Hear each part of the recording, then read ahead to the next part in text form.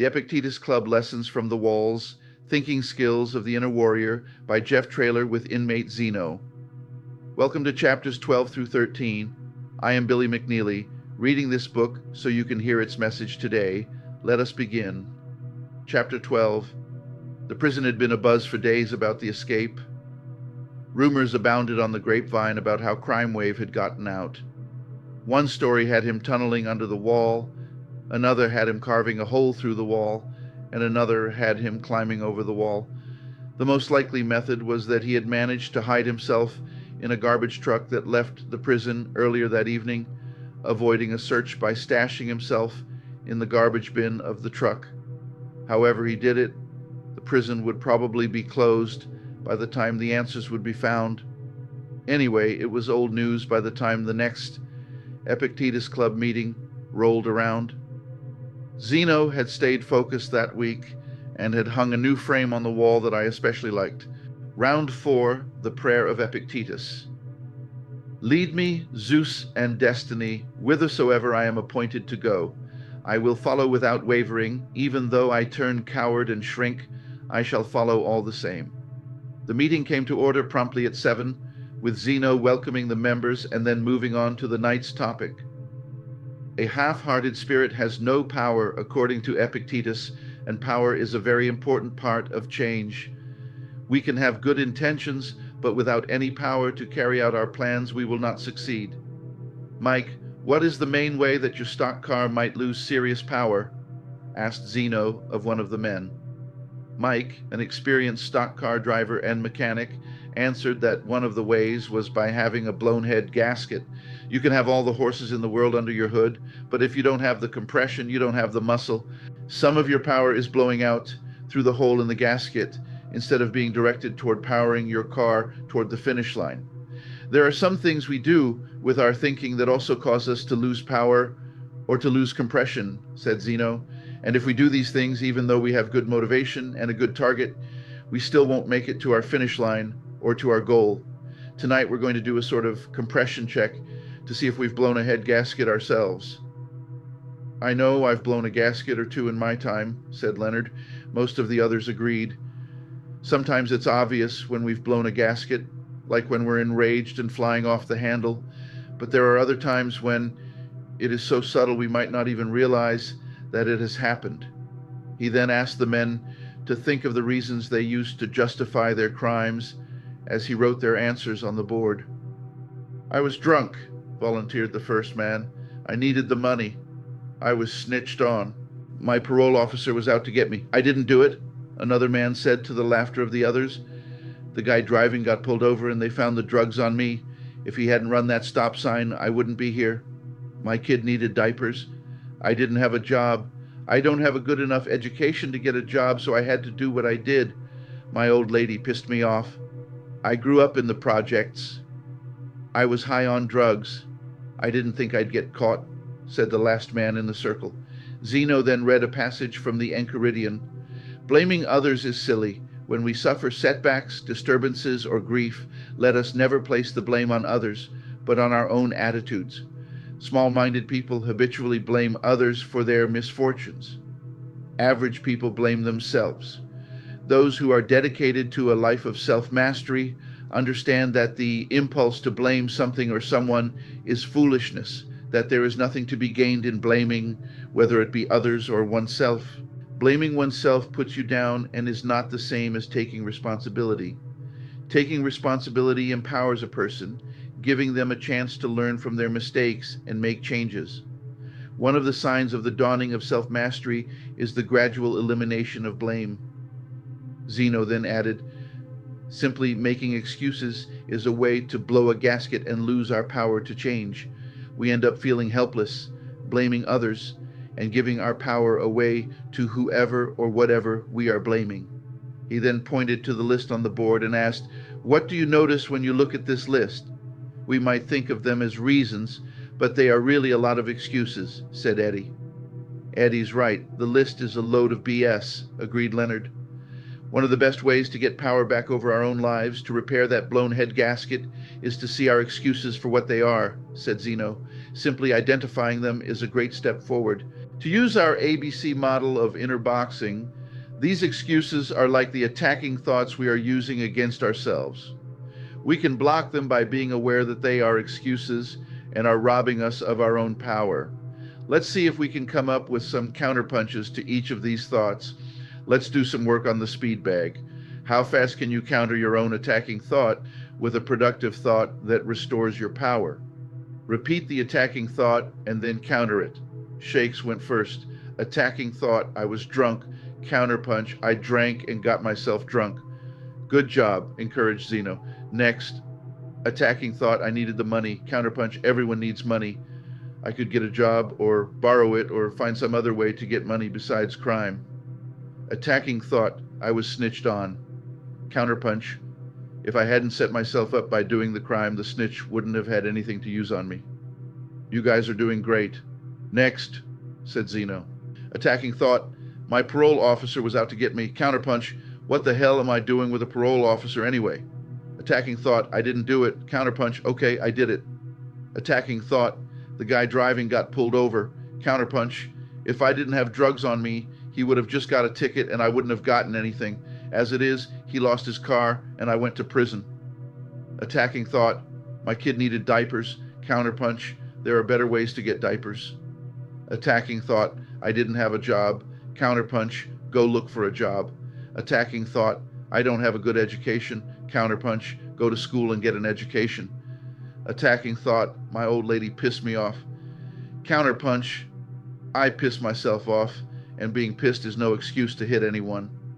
Attacking thought, I grew up in the projects. Counterpunch, so one grew up in the projects. Not everybody in the projects goes to jail. Attacking thought, I was high on drugs. Counterpunch, I got high to get rid of my fear so I could do the crime. The fact is, I was doing crimes before I ever did drugs. That is a powerful insight. Nice counterpunch, Zeno responded. Next. Attacking thought, I won't get caught. Counterpunch, I will get caught. Great job, guys, said Zeno. How did that feel? Strangely enough, it felt better than the excuses I've been using. All along, I thought that if I admitted the truth, I would feel worse, but I actually feel stronger and more hopeful. I can't change the things I was blaming, but I can change myself. The attacking thought seemed beyond my control, but the counterpunch is something I can do, something that is up to me, replied Leonard. When I saw those so-called reasons on the board, I was kind of embarrassed because I saw through them right away, so I know that others see through mine too. Just because they don't call me on it doesn't mean they don't see it. And here I thought I was making myself look good, added another group member. It actually seems easier to step up to the plate and own up now. I wear myself out trying to keep my stories straight and remembering what I said to who.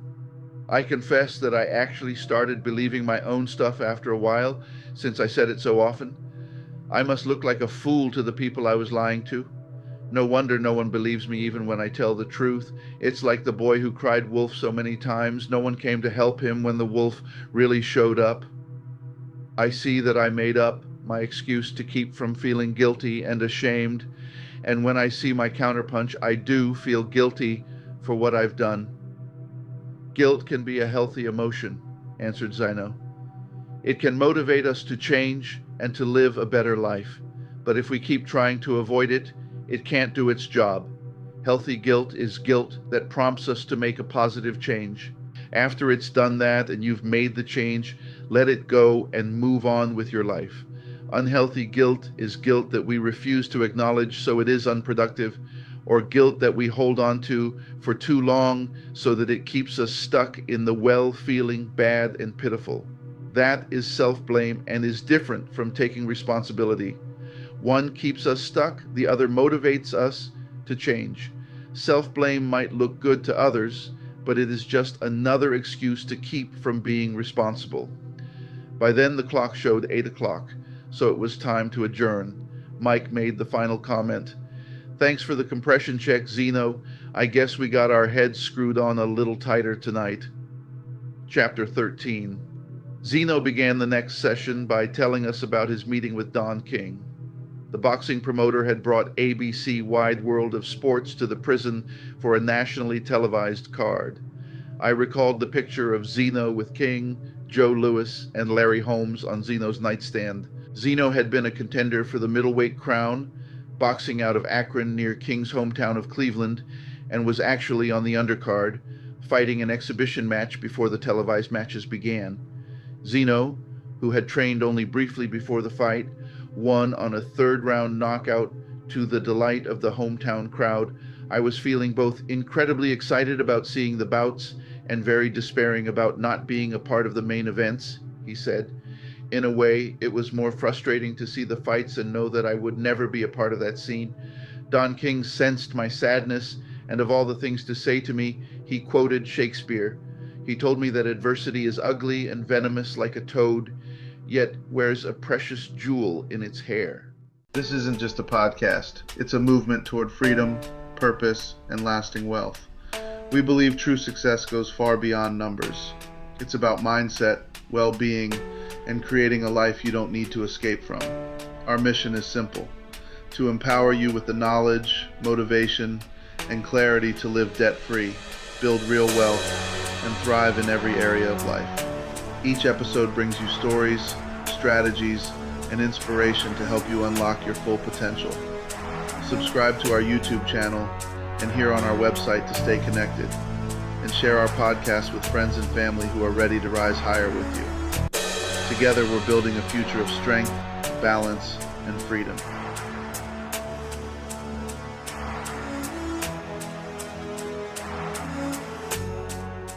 That night, after the fighters and television people had left the prison to go celebrate together, I returned to my lock, and as I usually do when I'm feeling down, I picked up Epictetus. In one of those strange coincidences that I stopped considering coincidences long ago, I came across a passage from Epictetus that said, "There is no such thing as being the victim of another. You can only be a victim of yourself. It's all how you discipline your mind. Show me a man who, though sick, is happy, who, though in danger, is happy, who, though in prison, is happy, and I'll show you a master." So when an unwanted event happens to you, ask yourself, how can I use this to my benefit? What strength or personal quality is this calling for? What opportunity for self-mastery is disguised in the form of this trial? I then understood what Don King was telling me. Make the most of the situation you are in. Look for the jewel in that ugly toad's hair. I could choose to stop feeling like a victim of what life dishes out and decide to find a way to make my life work, whatever, whenever, and wherever I happen to find myself. I would hope that the toad's hair isn't as long as Don King's, or you'd never find the jewel, quipped Eddie, himself sporting quite a large afro. I know you're just joking, but sometimes it does take considerable effort to sift through our circumstances to find the opportunity. You have to have faith that there is a jewel in there somewhere. Also remember that Epictetus tells us that we are never upset by our circumstances, but by what we tell ourselves about our circumstances. Zeno then provided us with a boxing lesson. The stance you take in the ring is very important. It will provide you with a launching pad for your punches, a cushion for absorbing the blows from your opponent, and will send a message to both you and your opponent about your toughness and determination. He went on to demonstrate 3 stances. In the first stance, he walked into the middle of the room with his hands down, head down, shoulders shrugged, and eyes downcast. "What do you think about this stance?" he asked the group. "You won't get through the first round," answered Manny. "One punch and you'll drop. You're off balance." Shake said, "The message you're sending is one of defeat, and I think it would actually build up the confidence of your opponent," said Leonard. "Okay, now what about this stance?" Zeno then went into a defensive posture, hands up to the side of his head, knees bent, crouched low. "That one looks like you could take some punches," answered Eddie. "You won't get knocked down so easily, but I don't think you would win with that stance." "Okay, now check out this last stance." Zeno then assumed a powerful stance with his hands up in front of his head, one foot behind the other, balanced, more erect, eyes straight ahead toward his imaginary opponent. That stance looks like you are ready for anything and is sending a message that you are strong and confident. You can defend yourself, but also counter anything your opponent might throw at you. pointed out Mike. Those are all very good observations, said Zeno. We also take certain mental stances toward the events in our life. The first stance, with my hands down and eyes down, represents victim stance. The second stance, hands up to my head in the crouch, is survivor stance. The third stance represents beneficiary stance. Last week we talked about losing compression or power when we make excuses. The same thing happens when we see ourselves as victims of what life dishes out. He then rolled out the blackboard with the excuses still listed on them from the previous session. Can you spot any excuses that might be described as victim stance on the board? I'm a victim of my drinking, answered Shakes. I'm a victim of my poverty. I'm a victim of my parole officer. I'm a victim of the projects. And on it went around the circle. Zeno then pointed out that it is possible to take a beneficiary stance toward unwanted events instead of a victim stance. Look for the inner strength that this trial is calling forth from you. Find the not-so-obvious benefit hidden in this challenge that others, who see only in terms of good or bad, might miss. What good could come from growing up in the projects? Asked Leonard. I grew up in a tough neighborhood too, said Eddie, but I learned how to stick up for myself. I learned how to survive. I learned about loyalty too. I think those are good things. That's the idea, Eddie. It is all in the stance we take toward events, said Zeno. My poverty as a child helped me learn to improvise, and it helped me to see how little one really needs to survive. I sometimes think about that to keep my desires in check. As for myself, said Zeno, I came up in a tough area of Akron, and I had to fight to keep my lunch money as a kid. But I can now see that that helped me learn to defend myself, and I went on to become a fair boxer. Those skills helped me develop confidence in myself and self-control, so I actually had to fight less to prove myself. But what about the fact that you ended up in prison? Couldn't you say that that came from having to fight as a kid? Asked Leonard. No, I don't think so. I am here because I turned my back on myself and on my skills and lost sight of my purpose. It wasn't confidence or boxing skills that got me here. It was losing control of myself, seeing myself as a victim of another person instead of keeping control of myself. Zeno then suggested that we look at this idea from another angle, from outside the box. Think of a quality, trait, or skill that you like about yourself.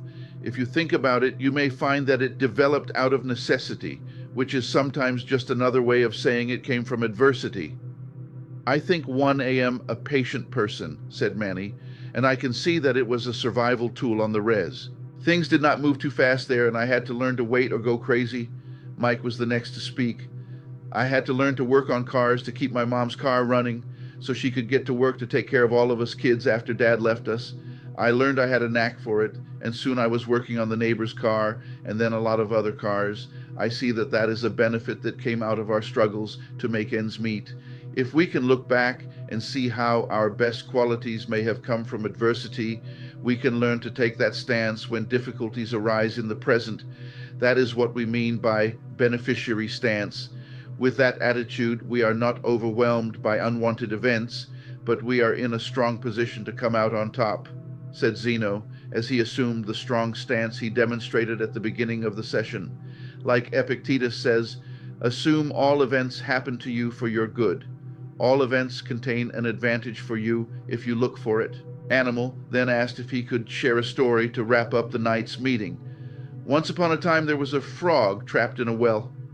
We've heard that one already, a number of voices said in unison. Wait a minute, advised Animal. You haven't heard the whole story. As I was saying, there was a frog trapped in a deep, dark well. He was quite alarmed, so he began croaking and croaking. The farmer in the house was trying to sleep and became quite annoyed at the noise of this frog, so he decided to put a stop to it. He went to the BAM and got a shovel and returned to the well. The well had gone dry and was worthless, so the farmer decided to kill the frog by burying him in the well and putting an end to all the croaking. The farmer threw the first shovelful of dirt into the well, and it hit the frog, nearly panicking him. As the second shovelful of dirt landed on him, he was almost hysterical. Fortunately, this frog was a smart frog that also had read Epictetus, and he thought, how can I use this being buried alive to my benefit? And then a thought struck him. Every time the farmer throws down a shovelful of dirt, I should shake off the dirt and hop up. This he did, shovelful after shovelful. The farmer was wearing himself out, trying to silence that frog, but the frog just kept right on shaking off each shovelful and hopping up while he kept on croaking. Finally, the farmer had filled up the well with dirt, and the frog, who had stayed on top of the dirt all the way to the top, jumped over the wall of the well, croaked a thank you to the farmer, and hopped away. Another great story, animal, said Zeno. That is a perfect example of benefiting from adversity. Instead of being crushed, the frog was saying, bring it on. It was now 8 o'clock, so I signed the men's passes and headed for my car. My Friday night drives had become a one-man therapy session for myself, thanks to the club meetings. I was thinking about what Zeno had said about our personal strengths coming from adversity. I grew up in a family that valued athleticism, and my brother was a star high school and college player. Far from being a star myself, I was the shortest kid in my class and had to fend for myself and develop in other ways. As a child, I had shoveled snow, delivered newspapers, and done other jobs to make my own money, and later I worked my way through Ohio State by working at gas stations, pizza places, the Columbus Dispatch, and other jobs to pay tuition and rent an apartment. What qualities did I value about myself, and had these things come from adversity and necessity? I liked my independence, compassion, sense of humor, and entrepreneurial spirit, characteristics that would serve me well as a counselor and later as a writer. Just as Zeno suggested, my childhood experiences, as difficult as they were indeed necessary in order for me to develop these personal qualities. I was finding myself now choosing instead of resenting what had happened in the past, and I better understand what Zeno meant when he told me how he did time by choosing his incarceration. I guess it's never too late to choose your childhood either. Anyway, life goes on.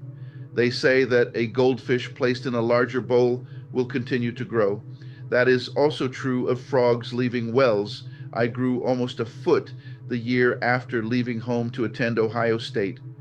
By the time I pulled into my driveway that night, one understood that it is hard to keep feeling like a victim when you can find benefits in a difficult situation, since it removes the sense of injury that is so necessary to feeling like a victim. Like Don King said, find the precious jewel in the hair of that ugly and venomous toad. Ribbit, thank you for your time.